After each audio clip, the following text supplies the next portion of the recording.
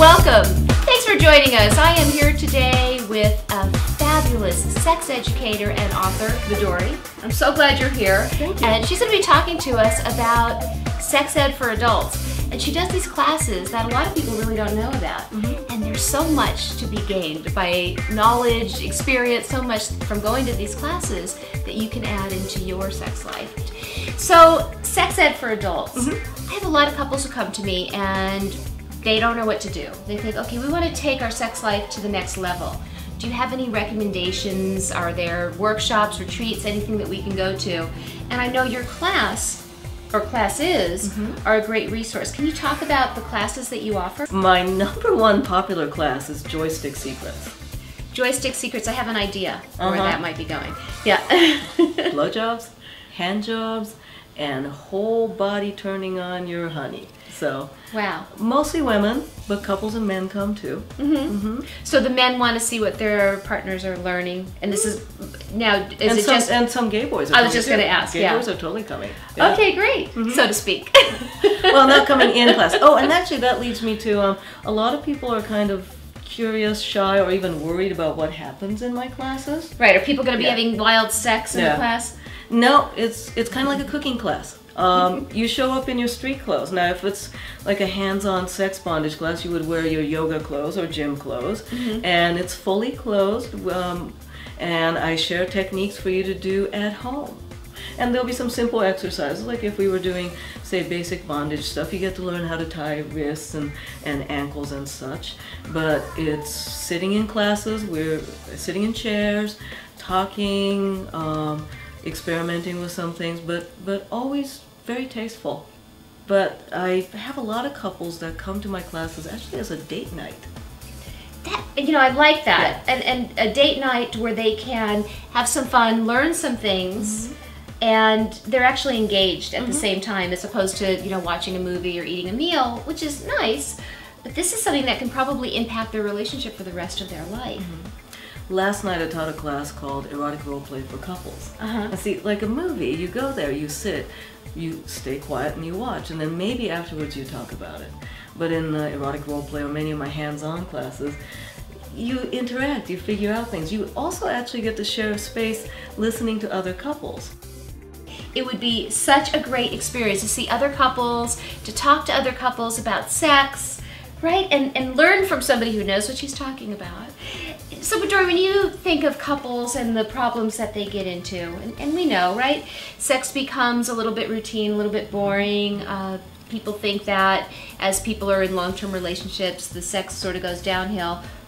What do you think are the biggest problems, and what can couples do about that? #1 problem, time. Time.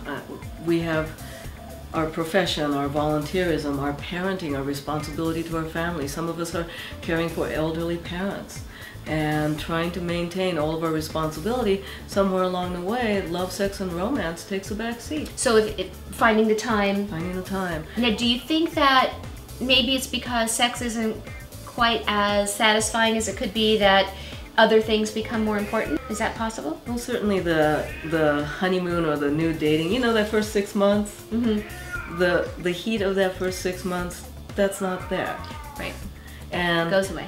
People mistake the loss of the flair of the initial lust as a loss of sexual interest. No, it's more that you're discerning the quality and the taste, the finesse of it. You're not gorging. It's just different. Yeah, it's like the difference between eating every chocolate that there is versus having one square of chocolate and knowing that it is the finest chocolate ever. So quality as opposed to maybe intensity, certainly quantity, we know that changes. Yeah, and I like that, and I think a great way to enhance that quality, I mean, certainly it's connection and feeling close and secure with your partner. We don't want to minimize the importance of that, but there is something about having fun with the partner in bed and out of bed that really can increase the quality of a relationship, and certainly I think the satisfaction of sex, because sex really is fun. Yeah, and I think, you know, what's fun for a long-term couple is to set out to find new erogenous zones, because we tend to be very genitally focused. And if you suddenly discover that, say, whispering into, blowing breath behind their ear makes them all goosey and giggly, discovering that 20 years into your marriage is really exciting, and you now have a secret weapon. And that's what, these unexpected erogenous zones are oftentimes places you can stimulate in public. Oh, that's great. Yeah. You could be in an elevator and you can just lean over and nuzzle the ear, and you're perfectly decent. Right, but a little naughty. And a little naughty. And it lets the partner know that, ooh, I'm hot for you. Yeah, and I think that's another rut that couples get into. You think that you know your partner so well because you've been together a long time. And when you think you know everything, then there's no more exploration. And there's always new joys and spots to discover. Oh, my How to Eat a Peach class? That's the one for pleasing her. Now, I know that a lot of the viewers are probably interested in how to eat a peach. What are a couple of the things? Just give us a couple of things that you teach on how to eat a peach. Okay, in the How to Eat a Peach class, all right, you do have hands-on practice.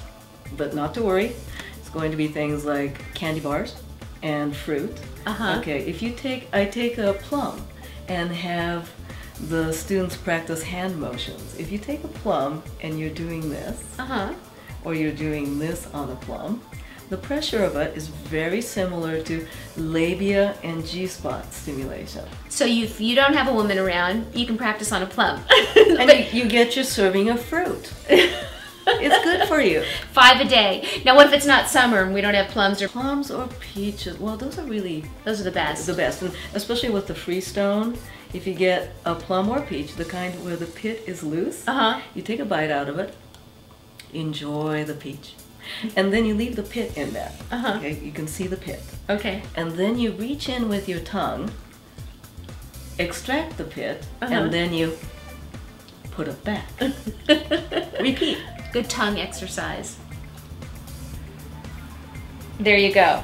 That's a great technique right there. Too bad we don't have a peach, but we don't need a peach. I think you get the basic gist. It's fabulous. And another exercise I do. This is so you've got a bunch of guys in class. Yeah. I would need to practice that. It's great because it really does build up your tongue capacity. It's really hard. It is. And boy, if you do that, it's kind of like going to the gym for your tongue. It's fantastic.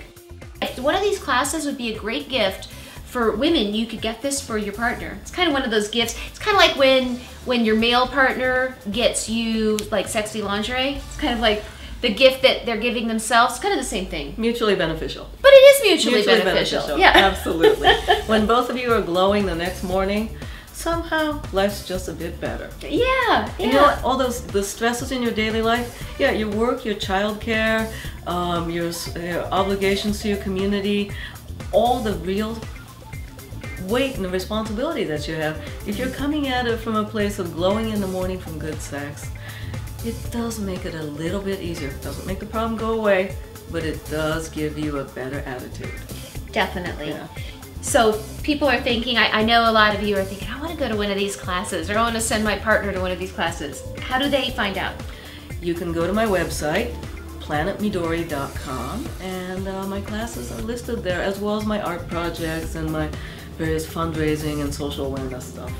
Fabulous. I think that's so great. So I encourage you to go to the website, get one of Midori's books too, they're really great. Go to the website, check out when there's a class coming to your area, or take a trip, why not? San Francisco is a beautiful place, but she does travel all over, and have some fun and take a risk, and I think that you will definitely be happy that you did. It's time and money well invested. So thank you for sharing all of your information. Thank you. And I definitely want to have you back with some ropes. Oh sure, yeah, absolutely. We'll talk about some really erotic kind of bondage techniques and things that you can do that are safe and